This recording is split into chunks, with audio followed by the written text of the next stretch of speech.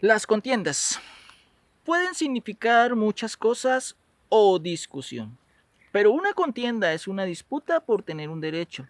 Bíblicamente, una contienda es una batalla, una lucha o una competencia.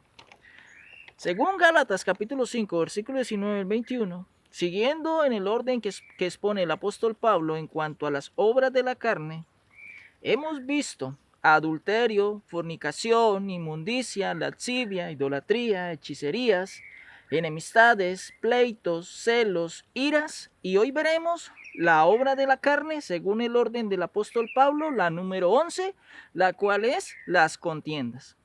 Una contienda es una discusión, pero Pablo quiere mostrarnos las diferencias en algo así como ya vimos en las iras y en los pleitos. En los propósitos establecidos por Dios, Pablo nos está diciendo de que un pleito no es la misma o una contienda. Es decir, que un pleito no es lo mismo a comparación de una contienda. Pablo dice de que hay cosas que diferencian lo uno de lo otro. Hoy veremos las contiendas y para ilustrar debemos ver como ejemplo en un soldado. La Biblia dice de que somos soldados de Jesucristo. Segunda carta a Timoteo capítulo 2 versículo 3. Tú pues sufre penalidades como buen soldado de Jesucristo. Pablo dice en que ninguno que milita en los propósitos de Dios se enreda en las cosas del mundo. Porque tenemos que pensar como un soldado, porque un soldado contiende en su lucha de batalla, defendiendo algo. Vamos a entender en dos versículos bíblicos acerca de las contiendas. Judas capítulo 1, versículo 9, dice, pero cuando el arcángel Miguel contendía con el diablo, disputando con él por el cuerpo de Moisés, dice que no se atrevió a proferir juicio de maldición contra él, sino que dijo el Señor, te reprenda. ¿Qué dijo el arcángel Miguel? Que el Señor te reprenda. Aquí Judas nos dice de que una contienda es una disputa. Veamos lo que dice el apóstol Pablo en la carta a los Filipenses capítulo 1 versículo 16. Los unos anuncian a Cristo por contención o contienda. Notemos que es lo mismo. Y sigue diciendo, Pablo no sinceramente pensando añadir aflicción a mis prisiones, dos cosas importantes o conceptos para tener en cuenta. Número 1. Judas dice que contiendas es una disputa o pelea para obtener un derecho de algo.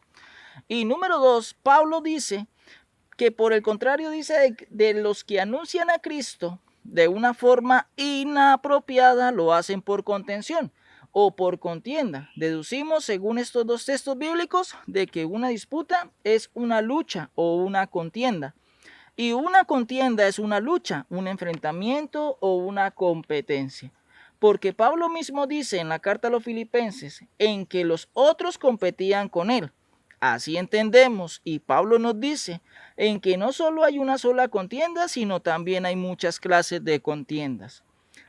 Pero unas son apropiadas y otras son inapropiadas. Así entendemos en que si contiendo, lo hago apropiadamente. Así queda claro en que los escritores como Pablo, Judas y Santiago nos animan a contender por el Evangelio a la hora de predicar, luchando por la verdad. Pero aunque Pablo, por otro lado, en Gálatas capítulo 5, versículo 20, nos dice de que las contiendas son una obra de la carne, la pregunta es, ¿cuáles contiendas?